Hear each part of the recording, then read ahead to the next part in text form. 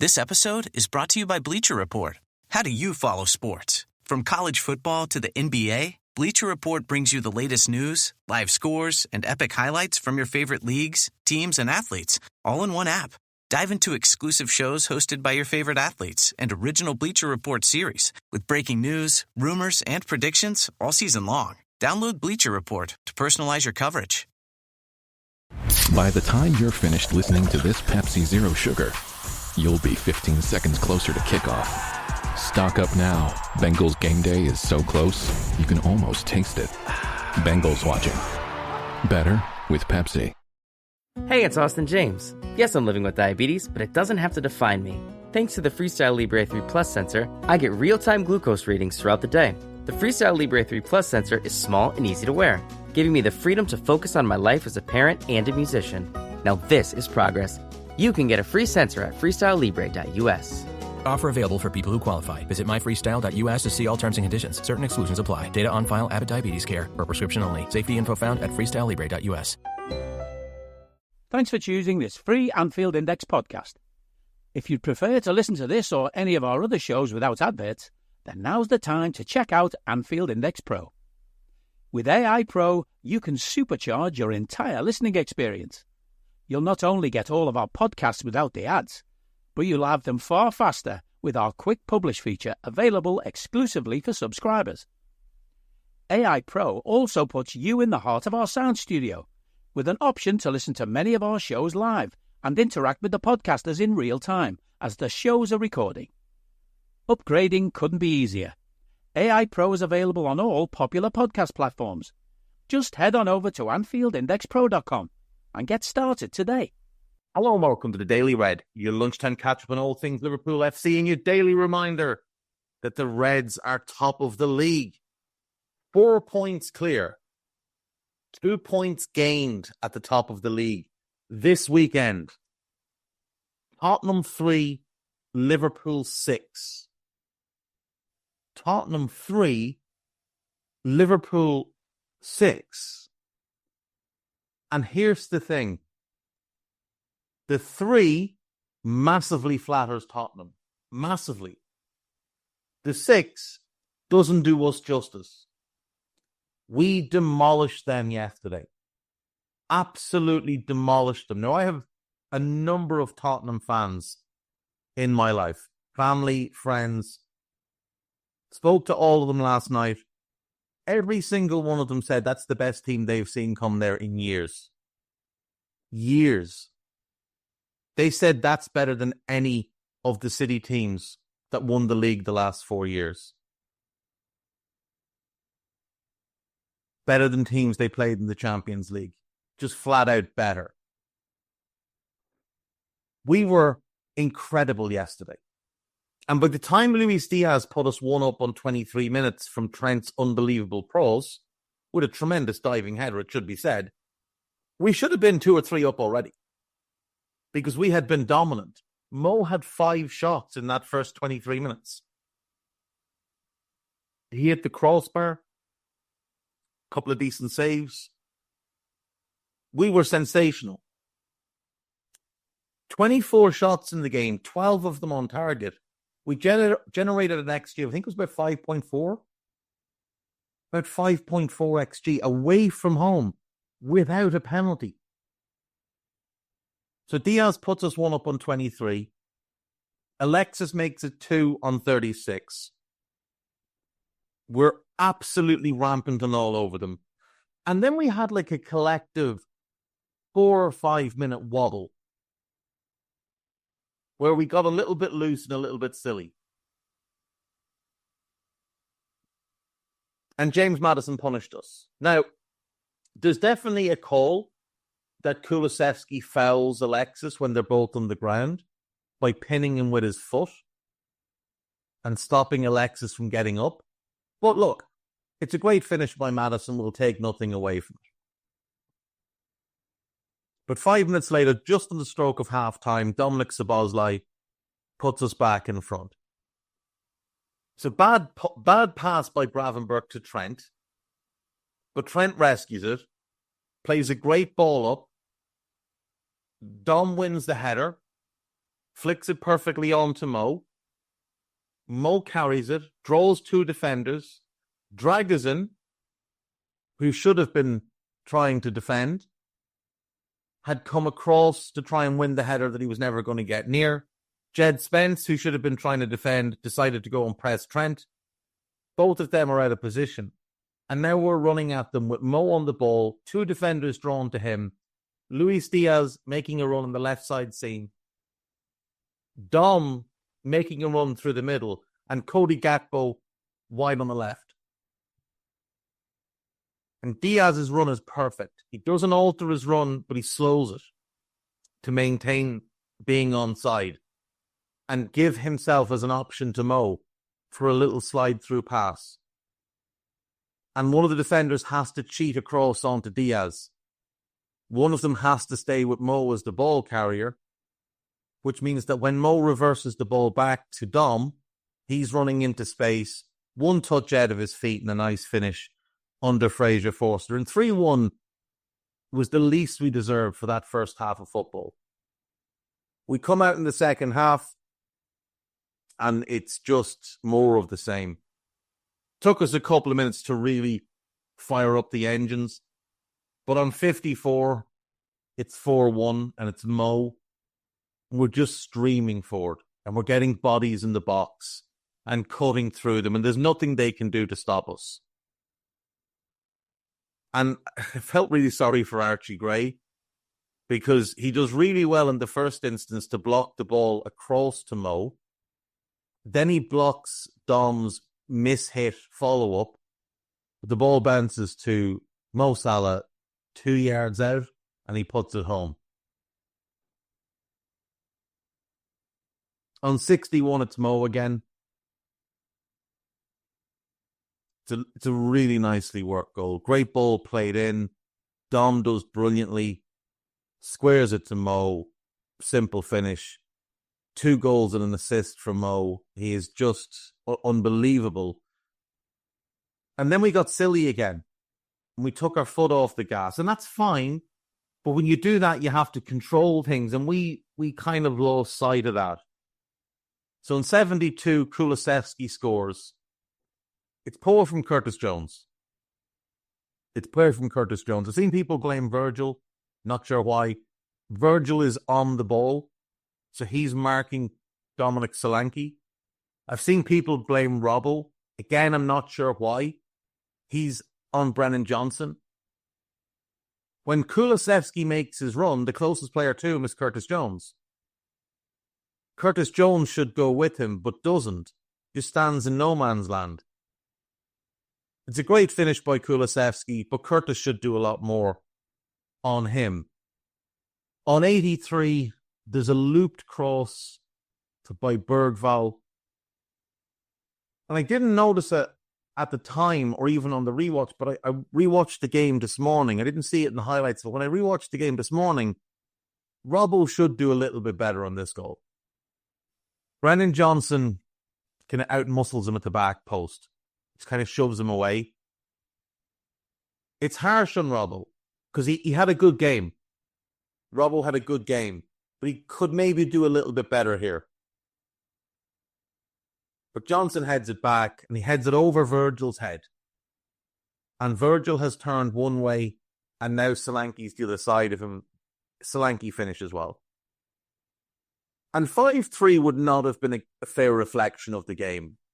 It really wouldn't. 5-3 would have given them far, far too much credit. So at 85, there's a gorgeous sweeping move. Luis Diaz gets the ball almost in a left wing-back position. And he starts the move from there. And he just keeps running.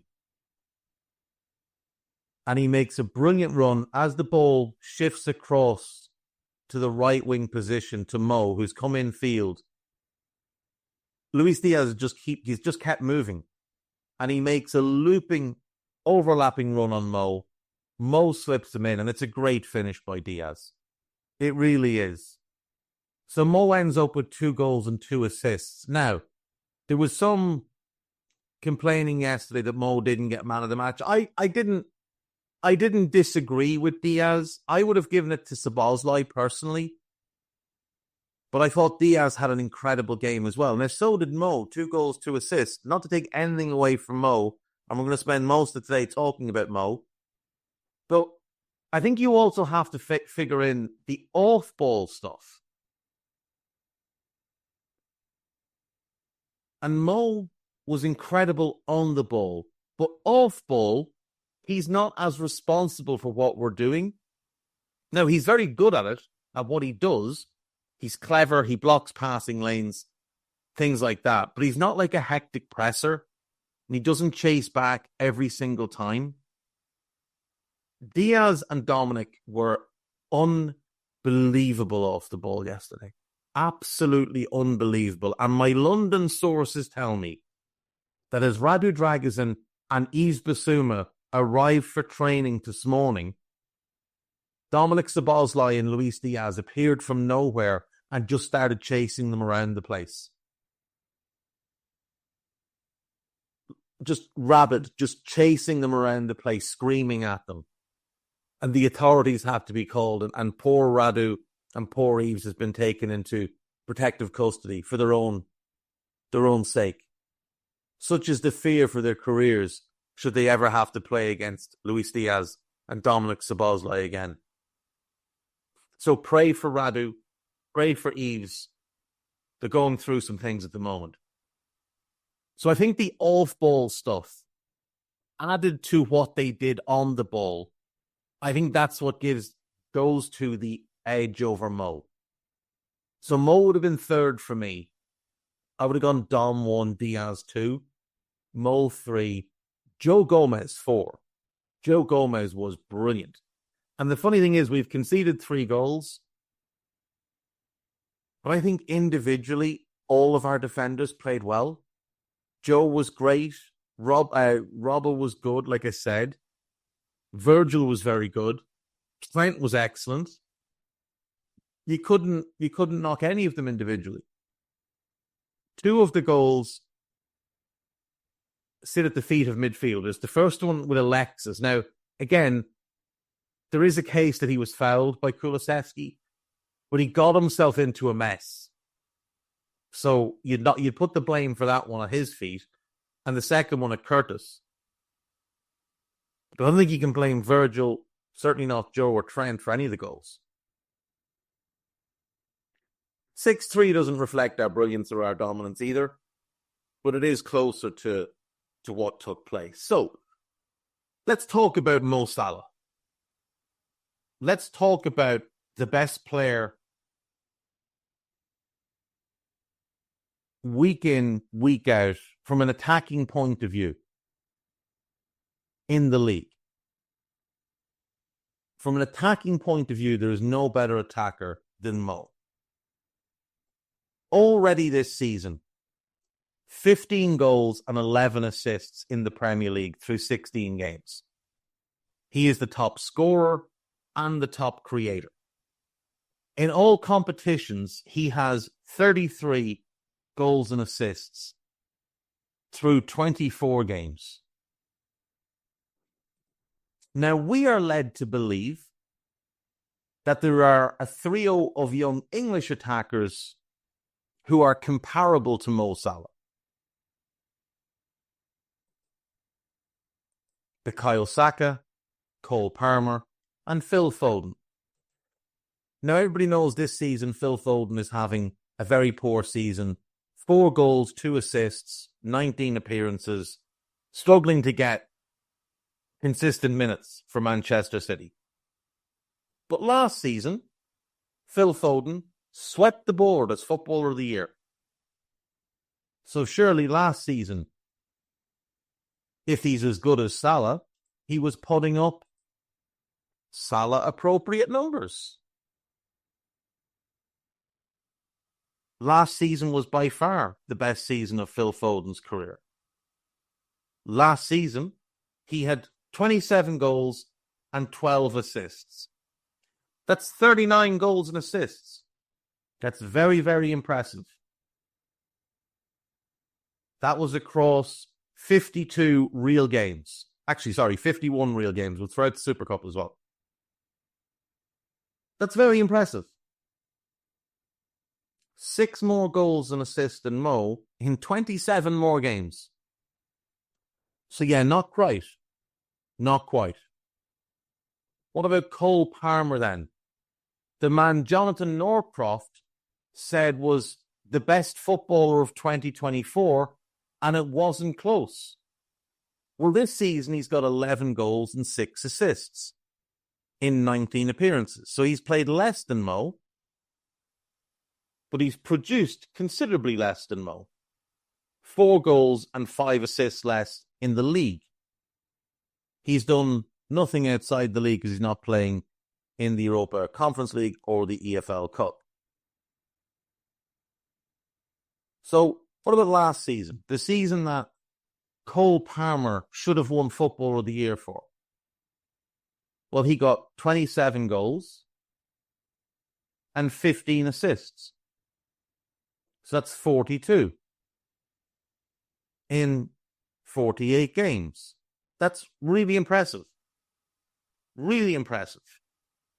Of course, you do have to factor in set-piece goals, set-piece assists.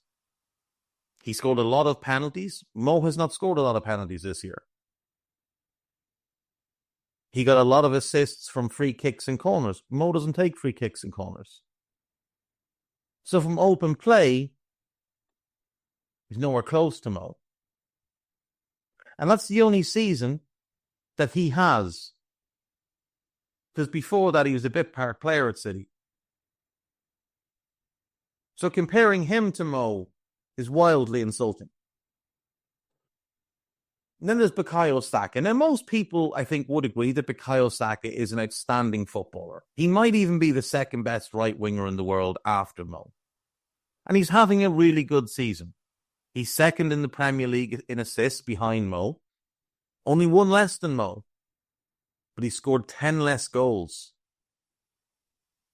So he's 11 goals and assists behind Mo. Now, just for context, Brian Mbeumo and Matheus Cunha, tremendous players having really good seasons, they have 12 goals and assists each. So the difference from Mo to Bukayo Saka, who again is having a tremendous season, is almost a Brian Mbeumo or a Matheus Cunha. Almost a full, really good player between them. But maybe Bukayo has another season where he's put up Mo type of numbers.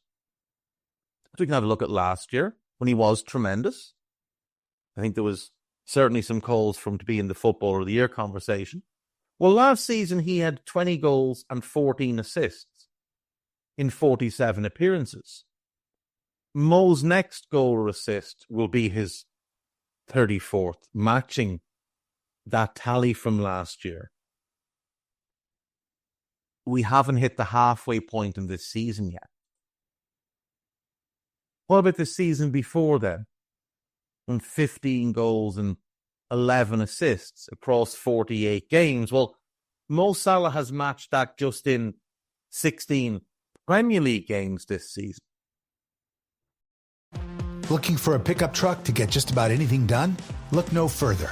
The Chevy Silverado EV isn't just the most powerful Silverado ever, with next-level towing capability and technology. It also offers game-changing versatility with the available multi-flex midgate and tailgate, which means Silverado EV helps you carry large, bulky, and oddly shaped items up to nearly 11 feet in length. Chevrolet. Together, let's drive. Visit Chevrolet.com to learn more. This episode is brought to you by State Farm. You might say all kinds of stuff when things go wrong, but these are the words you really need to remember. Like a good neighbor, State Farm is there. They've got options to fit your unique insurance needs, meaning you can talk to your agent to choose the coverage you need. Have coverage options to protect the things you value most. File a claim right on the State Farm mobile app and even reach a real person when you need to talk to someone. Like a good neighbor, State Farm is there. The #1 selling product of its kind with over 20 years of research and innovation. Botox Cosmetic, out of botulinum toxin A, is a prescription medicine used to temporarily make moderate to severe frown lines, crow's feet, and forehead lines look better in adults. Effects of Botox Cosmetic may spread hours to weeks after injection, causing serious symptoms. Alert your doctor right away as difficulty swallowing, speaking, breathing, eye problems, or muscle weakness may be a sign of a life-threatening condition. Patients with these conditions before injection are at highest risk. Don't receive Botox Cosmetic if you have a skin infection. Side effects may include allergic reactions, injection site pain, headache, eyebrow and eyelid drooping, and eyelid swelling. Allergic reactions can include rash, welts, asthma symptoms, and dizziness. Tell your doctor about medical history, muscle or nerve conditions including ALS or Lou Gehrig's disease, myasthenia gravis, or Lambert-Eaton syndrome, and medications, including botulinum toxins, as these may increase the risk of serious side effects. For full safety information, visit BotoxCosmetic.com or call 877-351-0300. See for yourself at BotoxCosmetic.com. What about the season before that? Maybe the season before that, Bukayo Saka was putting up more numbers. No. 12 goals and 7 assists. You see, what Mo has done to this point in the season, not even halfway, he's putting up top players, full season, best season stats through half a season. This is not normal, what this guy is doing. I'm not trying to disparage Phil Foden, Cole Palmer, or Bukayo Saka. They're all outstanding players. But to compare them to Mo is insulting to Mo, and it's unfair to them. It's hugely unfair to them. This is what I spoke about last week with the Kwanzaa thing. This is it turned up to 11. This is creating really unfair expectations on young players that it's going to be impossible for them to live up to. Everybody remembers the Salah and Saka will be going machine versus machine nonsense narrative at the beginning of last season, and Mo blew him away. And this season he's doing it even quicker. Bukayo Saka, Phil Foden and Cole Palmer should be appreciated for the players that they are now, and they should be allowed to develop and become the players they will be. But they shouldn't, and they can be compared against each other. That's absolutely fine. Compare them against each other, compare them against Vinicius, compare them against other age-appropriate peers. Do not compare them to Mo Salah. And we as Liverpool fans should not be entertaining these conversations. Because when we do, we legitimize these conversations. We should ignore them, call them the bullshit they are, and move on.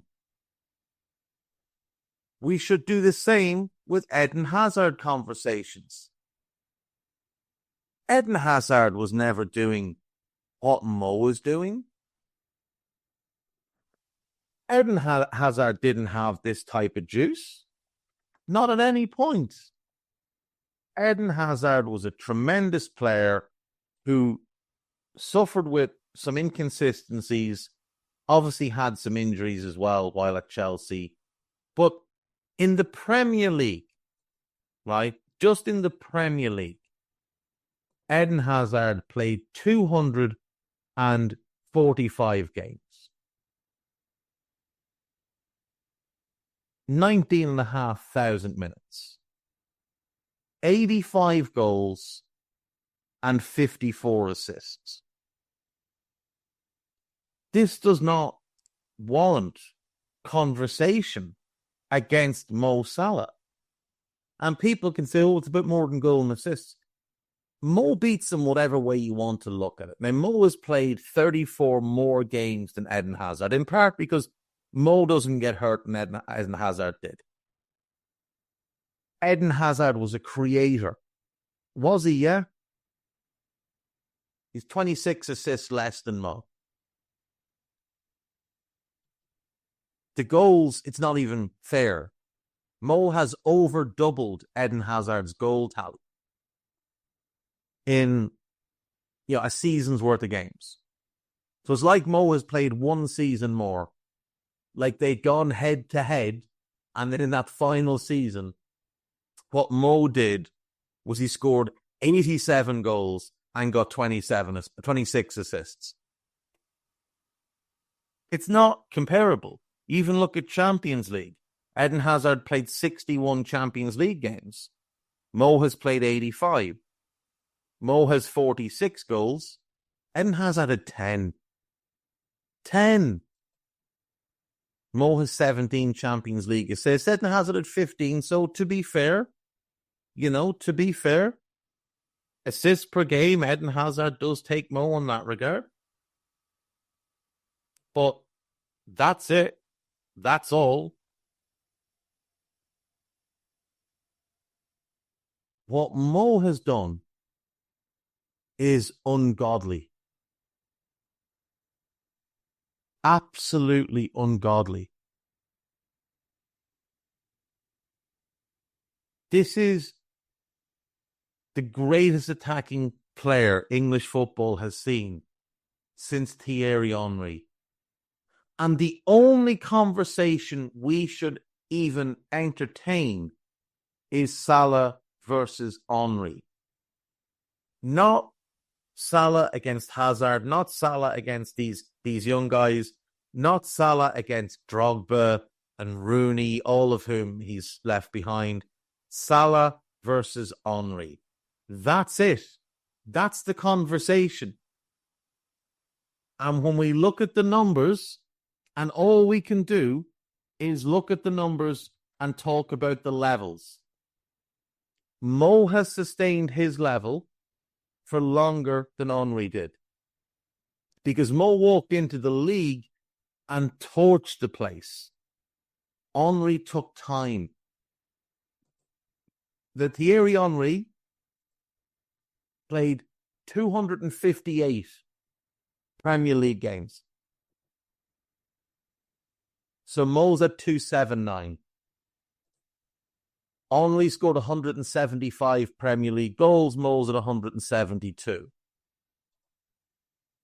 Henry got 72 assists. Mo's at 80. So combined goals and assists, Mo's already passed him. He's done it in a few more games, admittedly. But he's also done it playing wide while Henry played through the middle. So from that respect, Mo has him beat.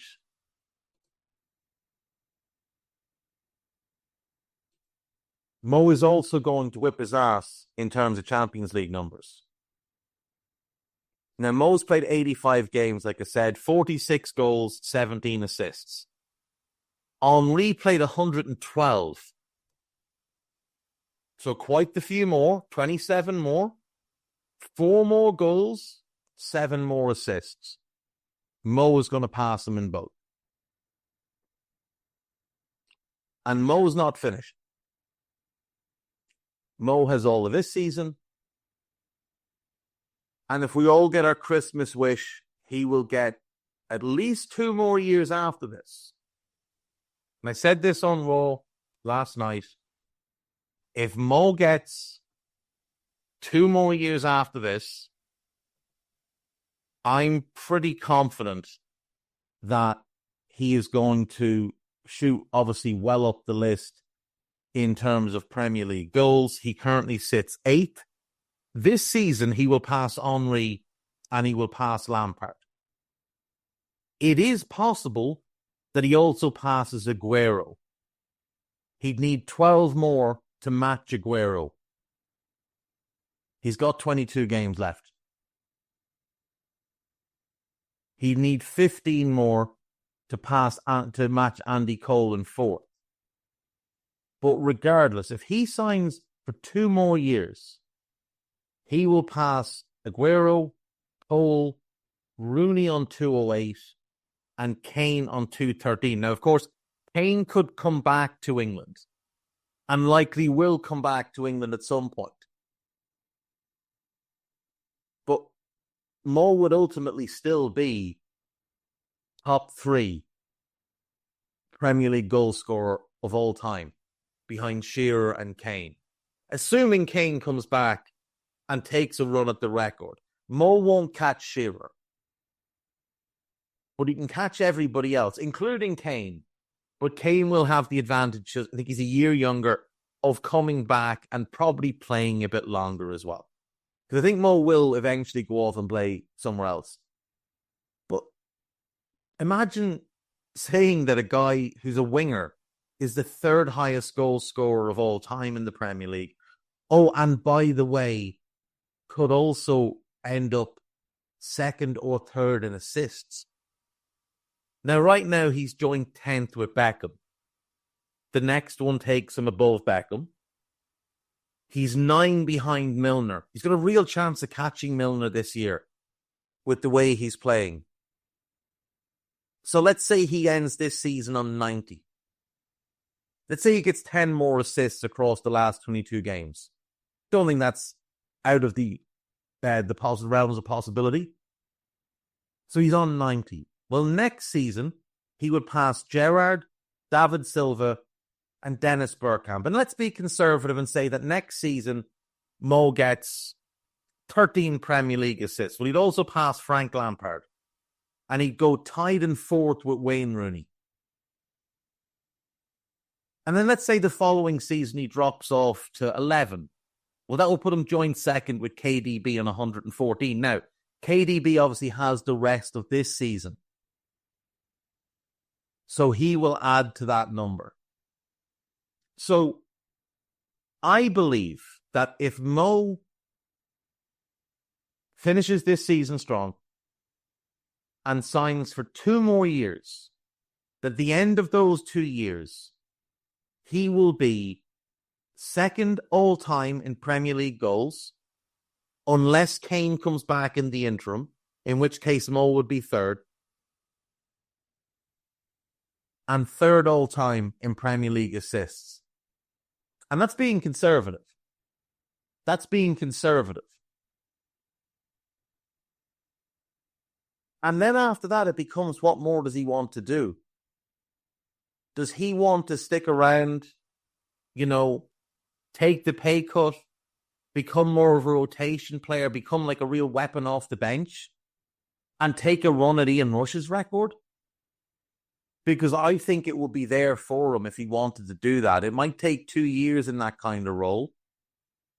But if he wanted it, if he decided that he was going to leave his lasting legacy as being Liverpool's all-time top scorer, and if he thought that, he might start, let's say, 15 Premier League matches, come off the bench in another 15, start some games in the Champions League, come off the bench in other games, and that he was going to be part of a squad that each year was competing for the Premier League and the Champions League, I think he could be open to that. Because I think he's a winner. And I think if he saw the possibility to add some medals, some more medals, big medals, titles, Champions Leagues, I think he'd be open to doing that, to staying at a reduced salary, maybe with the, big goal bonuses and such, big bonuses for when he starts games, things like that. I think he'd be open to it. I spoke about it on Raw last night.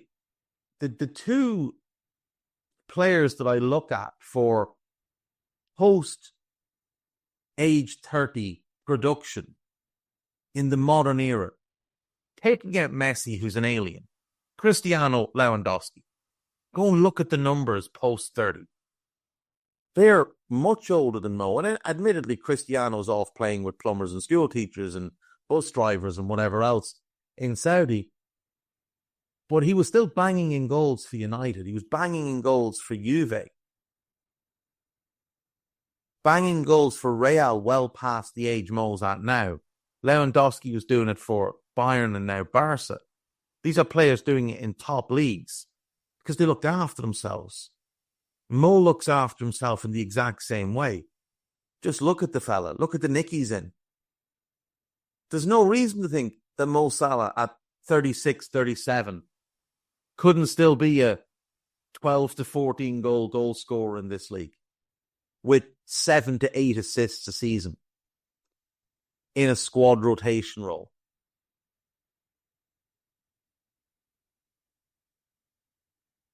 And that's what the club should be aiming for. They should be aiming to be in a position where in 2 years' time, we've won the title this year and maybe another one. And maybe a Champions League across those 3 years. And they're going to Mo and Virgil and saying, look, lads, look, here's the situation. You're no longer going to be every game starters. But when we're putting out our best 11, you're most likely in that. You won't play 2 games a week. You won't play in congested schedules. Over Christmas, for example, if you play the game before Christmas, you won't play the Boxing Day game. You'll play the next one, and you won't play the one after that. So rather than 4 games in whatever it works out to be 11 days, you'll play 2. Things like that. And we're in a position with this team, with this manager, to win titles. We're in a position to make you what Brian Robson was to the first United team that won the Premier League. But more important than him, in that you'll play more than he did. But it's a real chance for you to fill your boots with medals here and to chase further records. That should be the aim. But none of that can become reality unless they get this deal done and get Mo and Virgil signed up for the next 2 years. That has to happen. It has to happen. This guy is too good. He is too good for it to even be a consideration that he plays for a different club next year or the year after. Frankly, even the year after that. We're talking about a guy who the only conversation around him for comparison is Thierry Henry. And that's it. So get it done, Liverpool. Pay that man his money. He was being accused of stat padding yesterday. We went away to a Big Six rival. He got 2 goals and 2 assists. And the only thing rival fans could think of was, oh yeah, it's stat padding. You deluded fools. He does this against everybody because he's the best attacker you've ever seen in this league. Because you're too young and too stupid to have seen Thierry. So there's no debate for you. There's no debate for you. You're too stupid and too young to have seen Thierry. So it's Mo Salah and then everybody else. And that's just how it is. On AnfieldIndex.com, there is a piece about Harvey Elliott. A piece about Rayan Cherki. God, yuck. A piece about Szoboszlai. A piece about Mo. And a piece about Arne Slot. And what he had to say after the game. Podcast-wise, there is the Monday Lunchtime pod with Dave Davis and David Lynch.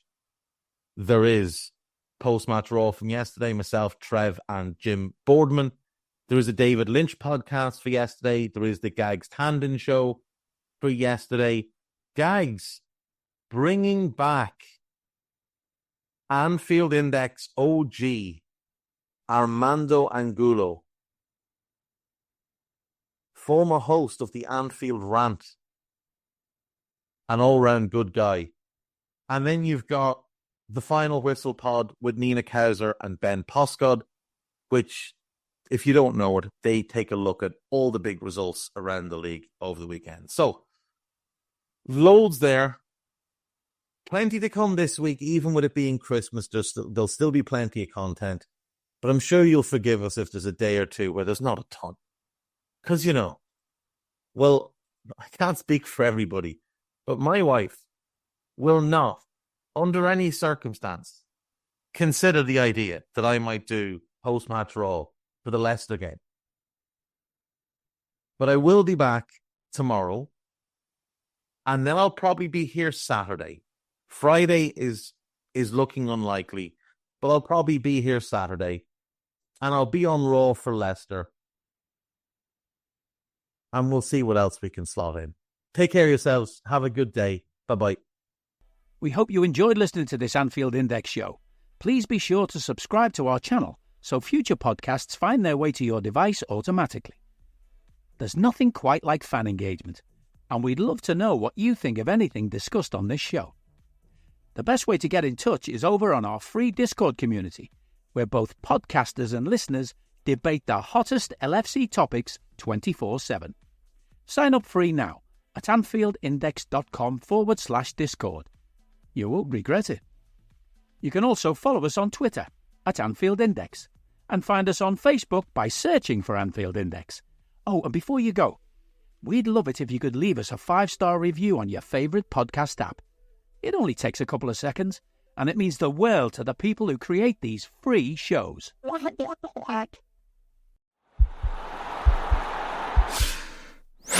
This podcast is part of the Sports Social Podcast Network.